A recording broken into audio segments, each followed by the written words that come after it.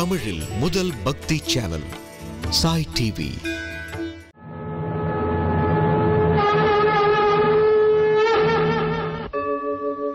यदा यदा हि धर्मस्य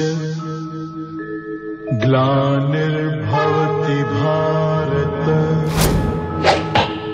अभ्युत्थानम् अधर्मस्य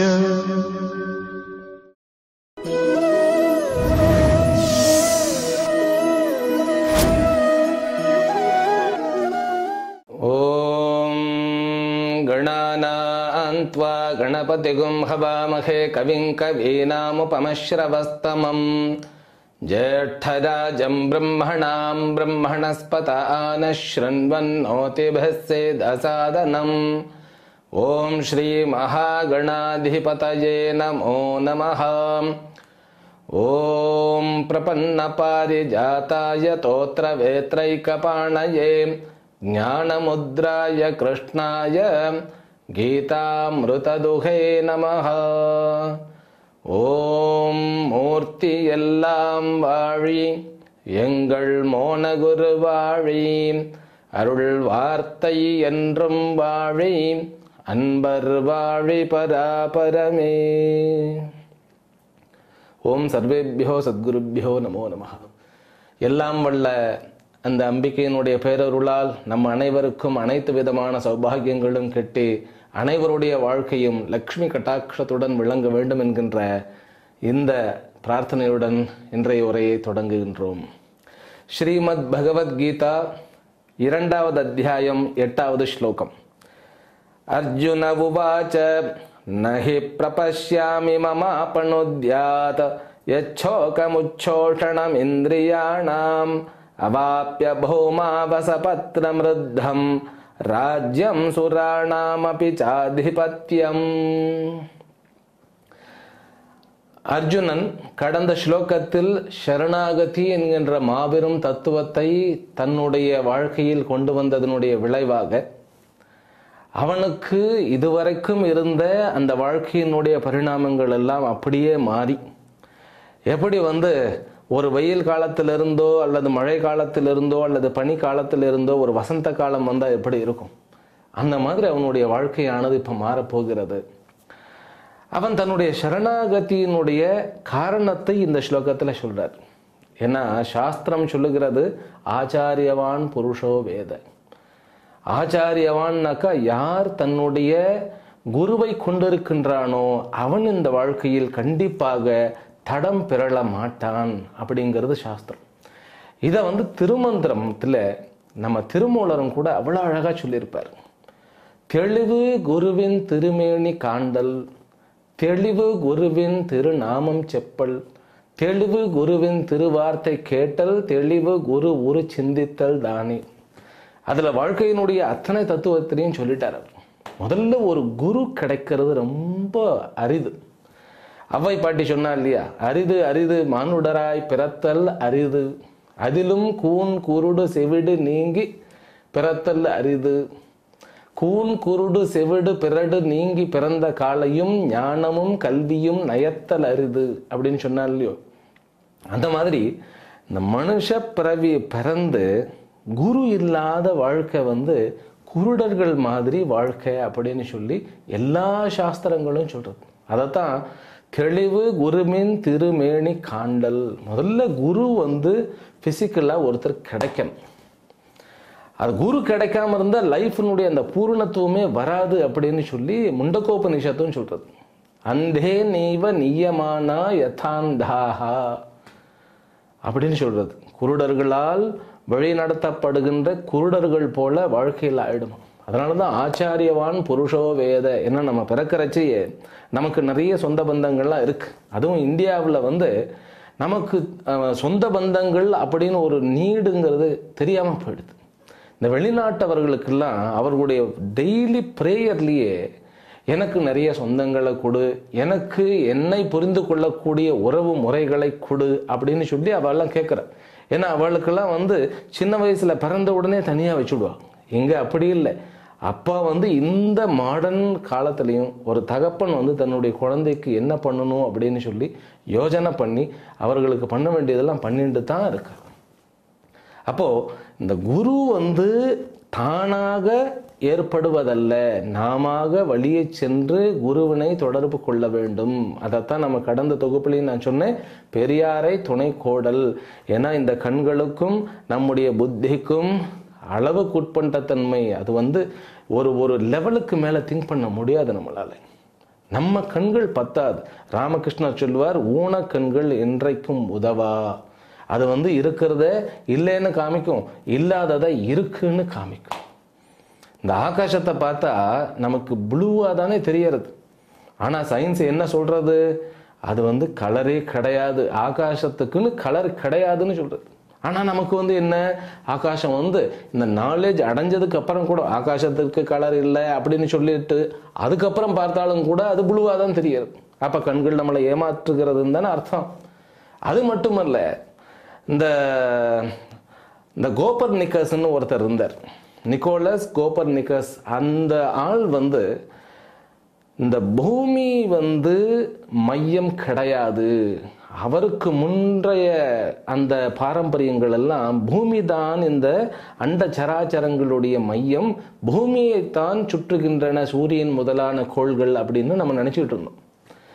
அந்த ஆள் வந்து அதை வந்து மாற்றி சொன்னார், இல்லை சூரியனை நம்ம தான் சுற்றி கொண்டு வருகின்றோம். எப்படி கலீலியோவுக்கு முன்பு இந்த உலகம் வந்து தட்டைன்னு தான் நமக்கு வந்து எல்லாருக்கும் தெரியும், ஆனால் அதற்கு அப்புறம் தான் இது உருண்டை அப்படின்னு. அப்போ நம்முடைய இந்த இந்திரியங்களும் மனசும் புத்தியும் அளவுக்கு உட்பட்டவைகள்னு சாஸ்திரம் திரும்ப திரும்ப திரும்ப சொல்லும். நீ அது வந்து உன்னுடைய கருவிகள், அது உனக்கு கொடுக்கப்பட்டிருக்கு, வாழ்க்கையில் அதை பயன்படுத்தி நீ வாழ வேண்டிய கட்டாயம் இருக்கிறது.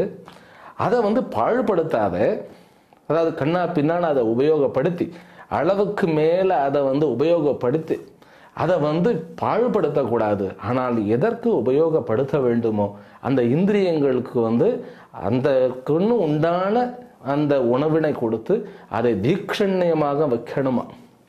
அதனால் இந்திரியங்கள் வந்து ஆன்மீகம் என்கின்ற பெயராலையும் இந்திரியங்களை மழுங்கடிக்க கூடாது. சில பேர்லாம் சுவாமிஜிகள்னாக்கா ருசியே பார்க்க மாட்டா, அவளுக்கு உப்பு குறைஞ்சி இருந்தாலும் சரி அதிகமாக இருந்தாலும் சரி அதை பற்றி அவளுக்கு தெரியாதுன்னு கூட நினச்சிடுவாள். அப்படியெல்லாம் இல்லை. இந்திரியங்களை மழுங்கு அடிக்கிறதோ மனசை குருடாக்கிறதோ அல்லது கற்பனையால் ஒரு வாழ்க்கையில் வாழ்கிறதோ ஆன்மீகம் கிடையாது. ஆன்மீகம் வந்து ப்ராக்டிக்கல் லைஃப். அதைத்தான் வந்து குரு நமக்கு விளக்குவார். குரு என்பவர் வந்து இந்த குருவின் திருமேனி காண்டலே தெளிவான். வாழ்க்கையில் அதற்கப்புறம் இருட்டு கிடையாது அப்படிங்கிறார். சாஸ்திரங்கள், அத்தனை சாஸ்திரங்களும் அதைத்தான் சொல்றது.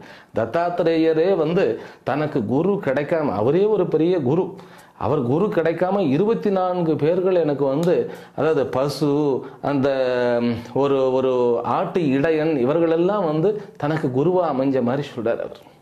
இப்போ குரு எப்போ கிடைப்பாருன்னா நம்ம வந்து தயார் ஆயிட்டா குரு கிடைச்சிடுவார். தெளிவு குருவின் திருமேனி காண்டல், தெளிவு குருவின் திருநாமம் செப்பல். திருநாமம் செப்பல்னாக்கா என்ன அர்த்தம்? குரு வந்து என்னுடைய பேரை நீ உச்சரி, என்னுடைய பேரை வந்து தாரக மந்திரமாக வச்சு விடு அப்படின்லாம் சொல்ல மாட்டார். குருவை வந்து நம்ம நினச்சி பார்க்கும்போதே அவருடைய பாடங்கள்லாம் நமக்கு வந்து மனசில் வந்து தோன்ற ஆரம்பிக்கும். அப்போது குருவனுடைய பெயர், குருவனுடைய அந்த சாநித்தியம், இதெல்லாம் வந்து நமக்கு தெளிவை கொடுக்கும். அப்புறம் குருவனுடைய திருவார்த்தைன்னு சொன்னால் உபதேசம்னு அர்த்தம். அவருக்கு தெரியும் எதை உபதேசம் பண்ணணும் அப்படின்னு தெரியும். எதை உபதேசம் பண்ணினா அத்தனை பிரச்சனைகளுக்கும் தீர்வுன்னு சொல்லி குரு அறிந்திருப்பார். அதனால தான் அவருக்கு பெயரே குரு. அவருக்கு வந்து என்ன வித்யை தெரியும்னு கேட்டால் அவருக்கு பிரம்ம வித்யை தெரியும். ஏதாவது வந்து சின்ன ஒரு படிப்பை பற்றி நம்ம சொல்லும்போது அது என்ன பிரம்ம வித்தையா அப்படின்னு சொல்லுவோம் இல்லையா, அந்த பிரம்ம வித்யாவை அறிந்து தெளிந்து அதை எப்படி கற்றுக் கொடுக்க வேண்டும் அப்படிங்கிற அத்தனை முறைகளையும் தெரிந்து கொண்டவர் தான் குரு. அதனால தான் அந்த வார்த்தைக்கு குகாரஸ்வந்தகாரோவை ருகாரஸ்பன்னிவர்த்தகா அந்தகார நிரோதித்வாத் குருரித்ய அபிதீயதே. கு என்றால் இருட்டு என்பது பொருள். இருட்டு என்பது நம்ம நினைக்க மாதிரி இந்த வெளிச்சம் இல்லாத தன்மை கிடையாது. வாழ்க்கையில் எங்கே போகணும், எதை பண்ணணும்னு தெரியாமல் இருக்கிறதுக்கு பேர் இருட்டு. ஒரு தெளிவு இல்லாமல் குழப்படியாகவே இருக்கிறது. சில பேருக்கு குழப்பமே தெளிவாக இருப்பார். குழப்பத்தில் இருந்துக்கிட்டு தெளிவாக இருக்கிற மாதிரி அடுத்தவனை கொஞ்சம் நெஞ்ச தெளிவு இருக்கிறவனையும் இறக்கி விட்டுடும். கோயிலுக்கு நம்ம ஆலயம் தொழுவது சாலவும் நன்றுன்னு சொல்லியிருக்கோம். ஆனால் அந்த கோயிலுக்கு போகும்போது அவனை ஏதாவது கிண்டல் பண்ணி ஏதாவது பண்ணி குழப்பிடுறதும் உண்டு. ஏன்னா அவ்வளவு தெளிவான குழப்பத்தில் இருக்குங்கிறதே தெரியாமல் அதில் ஒரு தெளிவு. அந்த தெளிவை பற்றி இல்லை, எதை பண்ணினா பிரச்சனைகள் நீங்கும், அதுதான் ஆன்மீகம். எதை பண்ணினா பிரச்சனைகள் நீங்கும் அப்படின்னு தெரிஞ்சு வச்சிருப்பார். இந்த கு என்பது இருட்டு, அந்த இருட்டை நீக்கும் வழி தெரிந்தவர். அந்த இருட்டை போக்குவதனால் ரு என்பது அதைத்தான் நமக்கு குறிக்கிறது. எதை சொல்லி கொடுத்தால், எந்த உபதேசம் பண்ணினா இவனுக்கு இருக்கக்கூடிய இருட்டெல்லாம் நீங்கும், அந்த இருட்டு நீங்கும் பொழுது பிரச்சனைகள் எல்லாம் தீருமோ, அந்த ஒரு மகா சக்திக்கு பெயர் குரு என்று கூறப்படுகிறதுன்னு சாஸ்திரம் சொல்லுகிறது. அதனால தான் குருவினுடைய திருவார்த்தை கேட்டல் தெளிவு அப்படிங்கிறார் திருமூலர். கடைசியில் என்ன சொல்லிட்டாருன்னு கேட்டா, தெளிவு குரு உரு சிந்தித்தல் தானே. அவர் இந்த பாடமெல்லாம் சொல்லி முடிக்க முடிக்க முடிக்க என்ன ஆயிடும்னு கேட்டா, இறைவனுக்கும் அவருக்கும் வித்தியாசமே தெரியாம போயிடும். அப்புறம் தனக்கும் அவருக்கும் வித்தியாசம் இல்லாம போயிடும். அதாவது தானும் அவரும் கடவுளும் எல்லாம் ஒன்று அப்படின்னு புரிய ஆரம்பிச்சிடும். ஈஸ்வரோ குருராத்மேதி, ஈஸ்வரஹா குருஹு ஆத்மா, ஈஸ்வரனும் குருவும் ஆத்மானா தானும் எல்லாம் ஒன்றுதான்ங்கிற தத்துவம் புரிய புரிய புரிய இந்த குருவை பற்றி நினைச்சாலே ஒரு ஆனந்தம் பொங்கும். எந்த உறவும் இந்த சரீரத்தோட போயிடும். இந்த குரு என்கின்ற உறவு மட்டும்தான் இந்த சரீரத்தை வைத்து கொண்டு சம்சார கடலை கடக்க முடிகின்ற சக்தியை கொடுக்க வல்லது. அதனால இந்த வைஷ்ணவத்திலெல்லாம் குருவினுடைய அந்த மகிமை அவ்வளவு அழகா புரிந்து வைத்திருப்பார்கள். அவர் இந்த குருவுக்கு சேவை பண்றதே ஈஸ்வரனுடைய சேவை அப்படின்னு சொல்லுவார். ஒரு தடவை நம்ம ராமானுஜர் இந்த திருவீதி உலா பகவான் வந்துகிட்டு இருக்கார். பெருமாள் தெருவில் வர்றது பக்தர்களுக்காக அருள் பாலிப்பதற்கு தானே வரார். அப்படி வர்றச்ச இவர் வெளியில இருந்துகிட்டு நீ சேவை செய்ய வாடான்னு சொல்லி ஒரு பிரியமான சிஷ்யனை இவர் கூப்பிடுறார். அவன் என்னமோ உள்ள பண்ணிக்கிட்டே இருந்தவன் வரவே இல்லை. கடைசி வரைக்கும் பெருமாள் வந்துட்டார், பெருமாளும் போயிட்டார். அப்புறம் இவருக்கு கொஞ்சம் கோபம், நான் கூப்பிட்டு நீ வரலல்ல, அப்படி என்ன பண்ணிட்டு இருந்த நீ அப்படின்னு கேட்கிறாரு. அப்ப சொல்றார், நீங்க உங்களுடைய பெருமாளை சேவிக்கிறதுக்காக வெளியில நின்றுட்டு இருந்தீங்க, ரைட்டா? நான் என்னுடைய பெருமாளுக்கு நான் பால் காய்ச்சிட்டு இருந்தேன். என்னுடைய பெருமாள் அவன் குறிப்பிட்டது யாருன்னு கேட்டா ராமானுஜன். அப்போ இந்த குருவனுடைய சேவையே அத்தனை சாஸ்திரங்களுடைய சேவைன்னு சொல்லக்கூடாது. குரு அப்படின்னு சொன்னாலே தெளிவை கொடுப்பவர்னு அர்த்தம். அவரோட சங்கம் வச்சுட்டோம்னா அது அன்றையிலிருந்து எத்தனை வருடங்கள் கழித்து அதை அவருடைய அந்த இணைப்பை நினைச்சாலும் சந்தோஷமா இருக்கும். அவர் சில நேரத்தில் கடுமையா இருப்பார். கடுமையா இருக்கிறதும் கருணையினால அப்படிங்கிறது பிற்காலத்துல நமக்கு புரியும். நம்முடைய விருப்பு வெறுப்புகளை அவர் சில இடத்துல தட்டி சில இடத்துல நேராக்கி அதை சீராக்கவும் செய்வார். அதுதான் குரு. அப்பேற்பட்ட குரு அமைய பெற்றவன் பாக்யவான். அதனாலதான் ஆச்சாரியவான் புருஷோ வேத, ஆச்சாரியனை கொண்டவன் கண்டிப்பாக வழி மாற மாட்டான். அறிய வேண்டிய தத்துவமாகிய பரம்பொருள் தத்துவமே புருஷன் என்று கூறப்படுகிறது. அந்த புருஷ தத்துவத்தை அறிந்து கொள்ளுவான் அப்படின்னு ரொம்ப அழகா சொல்லியிருக்கிறார். அப்படிப்பட்ட அந்த சரணாகதி என்பதன் மூலமாக அடையக்கூடிய அந்த குரு என்கின்ற தத்துவம் கிருஷ்ணர் மூலமாகவே அவனுக்கு கிடைச்சது பெரிய பாக்கியம். ஏன்னா குரு கிடைக்கிறது அது எப்படிப்பட்ட குரு கிடைக்கணும் இல்லையா?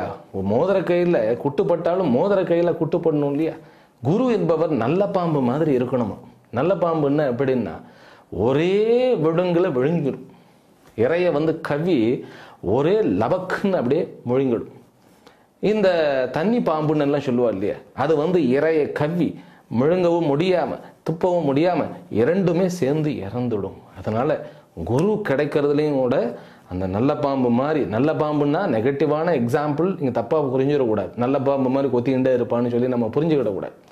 இந்த குரு என்பவர் கருணை வாய்ந்தவர், கண்டிப்பும் வாய்ந்தவர். அப்படிப்பட்ட குருவாக இறைவனே சாட்சாத் கிருஷ்ண பகவானே அமைஞ்சது அர்ஜுனனுக்கு ஒரு பெரிய பாக்கியம்.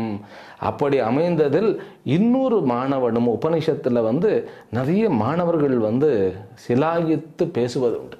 அப்படி நச்சிகேதன் என்பவனுக்கு யம தர்மனே குருவாக அமைந்தார்னு நம்ம பார்க்குறோம். அதுதான் கட்டோபனிஷத்.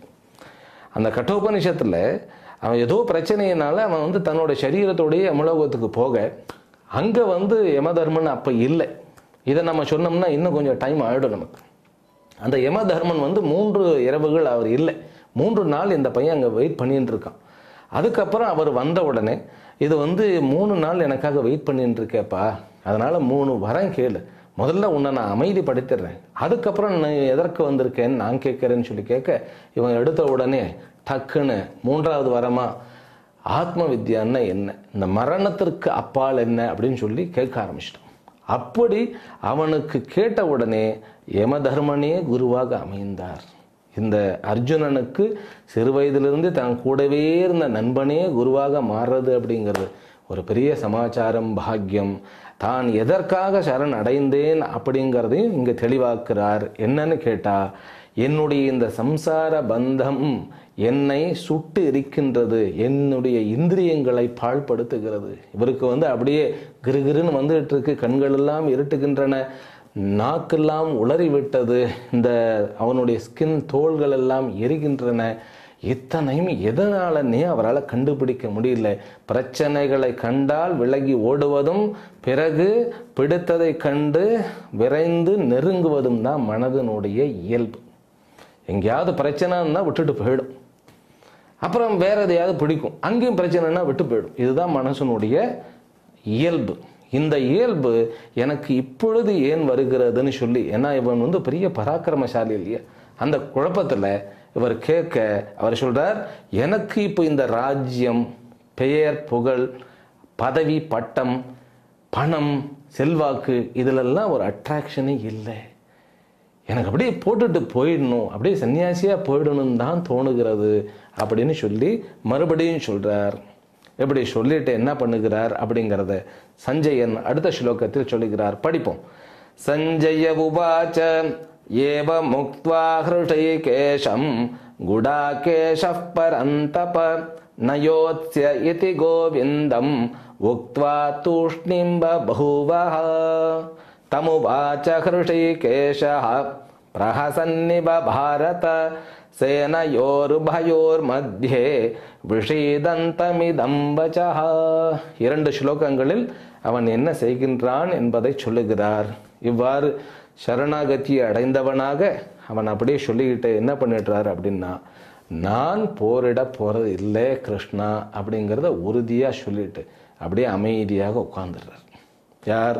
அர்ஜுனன் தன்னுடைய அம்பையும் வில்லையும் ஒரு பக்கமாக போட்டுட்டு அப்படியே தேர்தட்டிலேயே உட்கார்ந்துடுறார். ஒரு கவலை தோய்ந்த முகத்தோட உட்கார்ந்த உடனே இவர் சஞ்சயன் சொல்லுகிறார், அதாவது புன்னகையே பூத்த திருமுகத்தை கொண்ட திருமால் சொரூபமாகிய கண்ணன் அப்படியே அவனை பார்த்து முகம் மலர்ந்து 2 சேனைகளுக்கும் நடுவில் அப்படிங்கிறதையும் மறுபடியும் சொல்லிக்கிறார். இந்த 2 சேனைகளுக்கு நடுவில் திருமால் அவனுடைய முகத்தை பார்த்து திருவாய் மலர்ந்து அருளுகிறார் அப்படிங்கிறத சொல்றார். அது என்ன அப்படிங்கிறத அடுத்த ஸ்லோகமாக ஆச்சாரியர் விளக்குகிறார். படிப்போம். ஸ்ரீ பகவான் உவாச்ச அசோச்யானன்வசோச்சஸ்த்வம் பிரஜ்ஞாவாதாம்ச்ச பாஷசே கதாசூன கதாசூம்ச்ச நானுஷோச்சந்தி பண்டிதாஹ. இப்போ பகவான் கிருஷ்ணர் அந்த கருணையே வசப்பட்டவராய், சரி இவனுக்கு நம்ம ஆத்ம வித்தையை கொடுத்துத்தான் ஆக வேண்டும், இந்த காலகட்டங்கள் நெருங்கிவிட்டன அப்படின்னு சொல்லிட்டு கீதையினுடைய சாராம்சமாகிய 2வது அத்தியாயத்தினுடைய 11வது ஸ்லோகமாக வரக்கூடிய இந்த ஸ்லோகத்தை சொல்றார். இந்த ஸ்லோகத்தினுடைய அர்த்தம் வந்து மேலிருந்த வாரியாக நம்ம பார்த்தோம்னா ரொம்ப சிம்பிளாகத்தான் இருக்கும். ரொம்ப சிம்பிள். என்ன சிம்பிள் அப்படின்னாக்கா, அப்ப நீ கவலைப்பட தகாதவர்களை குறித்து கவலைப்படுகிறாய், ஆனால் ஞானிகளைப் போல பேசுகிறாய். அவ்வளவுதான் இந்த ஸ்டேட்மெண்ட். என்ன ஸ்டேட்மெண்ட்? இது வந்து முதல் வரியில் இருக்கக்கூடிய அர்த்தம்.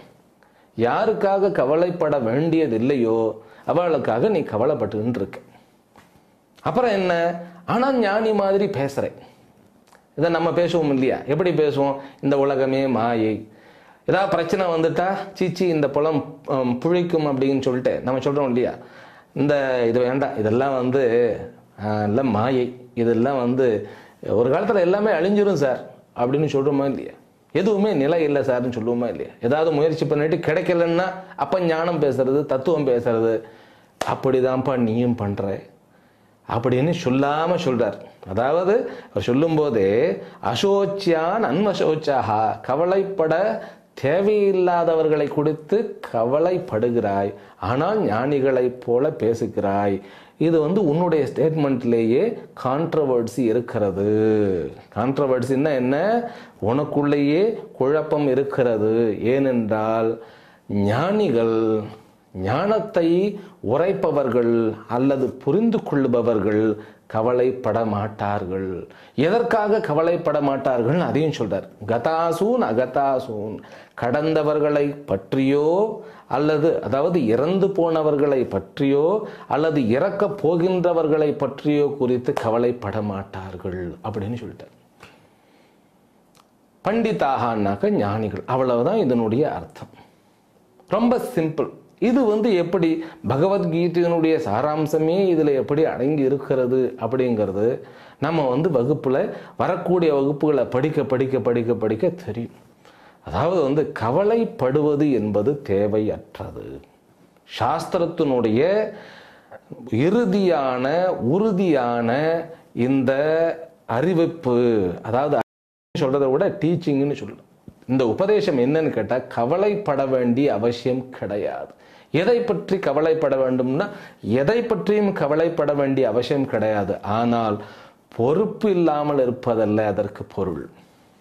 பொறுப்பு இல்லாமல் எதை பற்றியும் கவலைப்படாமல் இருக்கிறது. நம்ம சின்ன வயசுலேயே பார்த்தா நம்ம வீடுகள்லேயே இந்த பெரியவங்கெல்லாம் நான் சொல்லி கேட்டிருக்கேன். என்ன கேட்டிருக்கேன்னா, கொஞ்சமாவது ஹிருதயத்தில் பயம் இருக்கான்னு பாருவனுக்கு அப்படின்பா. அப்போ வந்து எனக்கு தோணும், எதற்காக பயம் வேண்டும்? எதை பயந்து பயந்து வாழணும்? இதுல வேற நம்ம பெரியவ வேற அஞ்சுவது அஞ்சாமை பேதமை அப்படின்னு வேற சொல்லிட்டார். அந்த இடத்துல அஞ்சுவது அஞ்சாமை பேதமைன்னாக்கா ஜாக்கிரதையா இருன்னு சொல்றது. வாழ்க்கையில உன்னுடைய மனம் இந்திரியங்கள் கிட்ட ஜாக்கிரதையாக இரு. அதே போல நீ எடுக்கக்கூடிய முடிவுகள் தர்மத்திற்கு புறம்பா போயிடக்கூடாதுங்கிறதுல விழிப்பா இரு அப்படின்னு தான் அதை மீன் பண்ணுதே ஒழிய பயந்த கோழியாக, அதாவது பயந்தாங்கொல்லின்னு சொல்றோம் இல்லையா, பயந்தாங்கொல்லியாக இருக்கக்கூடாது. அததான் சாஸ்திரம் சொல்லுகிறது. எதற்காகவும் கவலைப்பட வேண்டியதில்லை. கவலைன்னு ஒன்று வருகிறது என்றால் உன்னை பற்றி உனக்கு புரியலைன்னு அர்த்தம். இந்த கவலை அப்படிங்கிற ஒரு சமாச்சாரம் நீங்க அதனுடைய தாரதமியங்கள்லாம் நினைச்சு பாருங்க, ரொம்ப பெரிய சமாச்சாரமா இருக்கும். சில பேருக்கு 10,000 வந்து கவலையை கொடுக்கும், 10,000 வந்து லாஸ் ஆகிடுத்து, 10,000 வந்து இழந்து போயிடுத்து அப்படின்னா கவலையை கொடுக்கும். ஆனால் சில பேருக்கு 10 லட்சம் போனால் கவலை, சில பேருக்கு 10 கோடி ரூபாய் போனால் கவலை கிடைக்கும். அந்த கவலையினுடைய அந்த பரிணாமம் வந்து மனிதர்களுக்கு மனிதன் வேறுபடுகிறது. சில பேருக்கு வந்து வரவு வந்து எப்படி வந்து மகிழ்ச்சியை கொடுக்கிறதோ அதே மாதிரி செலவும் மகிழ்ச்சியை கொடுக்கும். சில பேருக்கு வரவு மட்டும்தான் மகிழ்ச்சியை கொடுக்கும், கொஞ்சம் செலவு போனாலும் கவலை வந்துடும். தேவையில்லாததை குறித்து கவலைப்படுறது, போனதை குறித்து கவலைப்படுறது, வரப்போறதை புரிந்துகிட்டு வரப்போறதை நினைச்சு நினைச்சு நினைச்சு கவலைப்படுகிறது. இந்த மாதிரி பார்த்தா நம்ம கவலைப்படுவது எப்படி அப்படின்னு சொல்லி ரொம்ப பிராக்டிஸ் பண்ணி ஒவ்வொருத்தருக்கு ஒருத்தர் வந்து கவலைப்பட நம்ம கற்றுக் கொடுத்துட்டு இருக்கோம்னு தெரிய வரும். இதை நம்ம இன்னும் கொஞ்சம் ஆராய்ச்சி பண்ண பண்ண பார்த்தா இந்த கவலைப்படுவதுங்கிறது ஒரு வியாதி. எதிர்காலத்தை நோக்கி திட்டமிடுவது வேற, எதிர்காலத்தை நோக்கி கவலைப்படுவது வேறு, அதிலும் மரணத்தை பார்த்து கவலைப்படுவது வேறு. அதனால தான் அவர் சொல்ற, ஞானிகள் எதை பற்றியும் கவலைப்பட மாட்டார்கள், தர்மத்தின் நிலை பெற்று வாழ்க்கையை ஆனந்தமாகவும்.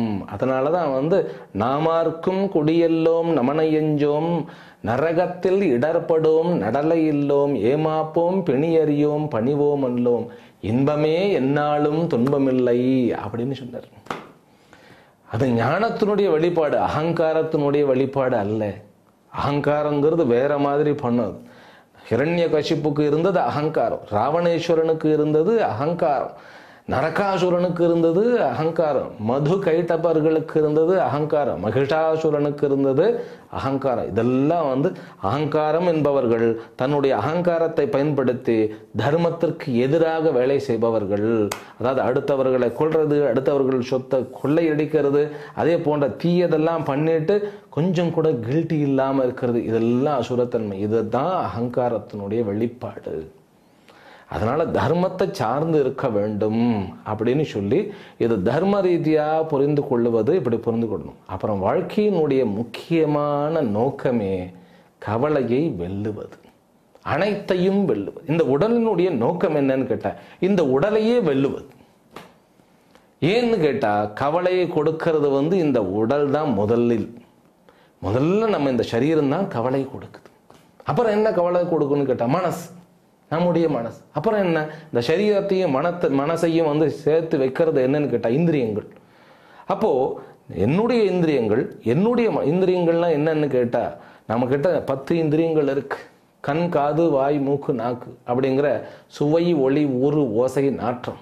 அதைத்தான் சொன்னார் திருவள்ளுவர், சுவை, ஒளி, ஊறு, ஓசை, நாற்றம் இவ்வைந்தின் வகை தெரிவான் கட்டே உலகுனர்.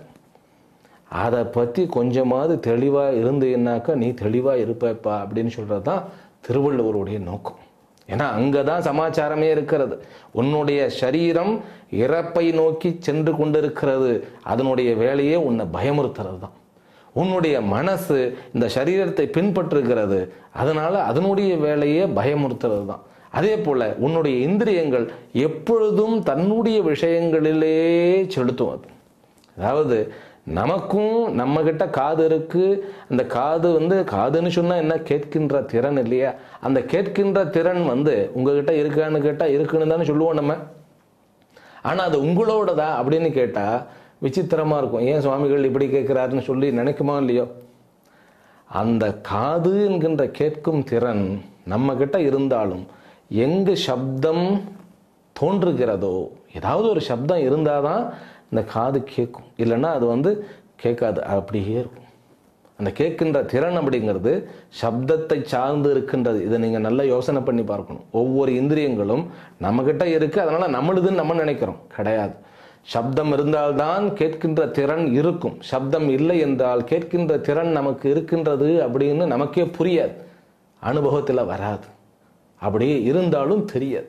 அதே போலதான் சுவை என்கின்ற ரச உணர்வு இருக்கிற வரைக்கும் தான் நாக்கு என்கின்ற அந்த பட்ஸில் சுவை என்கின்ற அந்த சமாச்சாரம் நமக்கு இருக்கும். இந்திரியம் வெளியில பொருள்கள் இருந்தால் தான் பார்வை அப்படிங்கிறது இருக்கும். அதே மாதிரி வெளியில குளிர், வெப்பம் போன்ற உணர்வுகள் இருந்தால் தான் தோளுக்கு அந்த தொடு உணர்ச்சி என்பது இருக்கும். இதெல்லாம் நான் நம்மளுதுன்னு நினைக்கும் போது, ஆனால் அவைகளெல்லாம் யாரோட அலையன்ஸ் வச்சிருக்கு அப்படின்னா வெளியில் இருக்கக்கூடிய உலகத்தோட தான் வச்சிருக்கு. அதனுடைய நோக்கம் என்னன்னு கேட்டால் என்னுடைய அமைதியை வேறு அறுக்கிறது தான், பிச்சு பிச்சு பிச்சு பிடுங்கிறது தான் அதனுடைய வேலை. அப்போ இத்தனை ஃபேக்டரிகளுக்கு நடுவில் நான் அமைதியாக ஆனந்தமாக இருக்கணும்னா எப்படி முடியும்? அதைத்தான் சாஸ்திரம் சொல்லுகிறது. அதை வென்று தன்னுடைய சரீரத்தை வெல்லுவதன் மூலமாக இந்த அழியக்கூடிய சரீரத்தை வைத்து கொண்டு அழியாத ஒன்றை அடைந்து பேரின்பமான வாழ்க்கையை அடைவதே இதனுடைய நோக்கம் அப்படின்னு கொஞ்சம் கொஞ்சமா இன்னும் ஆழமான கருத்துக்கள் எல்லாம் இருக்கின்றன. அவைகளை வருகின்ற வகுப்புகளில் ஒவ்வொன்றாக பார்ப்போம். இந்த ஸ்லோகத்திற்கு மீனிங் மறுபடியும் நம்ம ஒரு 10-15 ஸ்லோகங்கள் முடிச்சுட்டு அதுக்கப்புறம் மறுபடியும் வரணும். இந்த அளவில் இப்பொழுது புரிந்தால் போதும். நாம் அடுத்த அடுத்த தொகுப்பில் மீண்டும் உங்களை சந்திக்கின்றேன். ஹரிஹி ஓம்.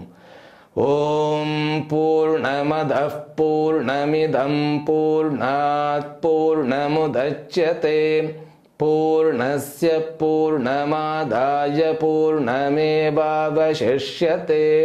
ஓம் சாந்தி சாந்தி சாந்தி.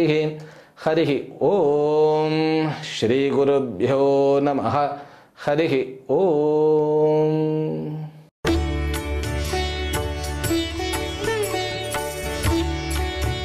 தமிழில் முதல் பக்தி சேனல் சாய் டிவி.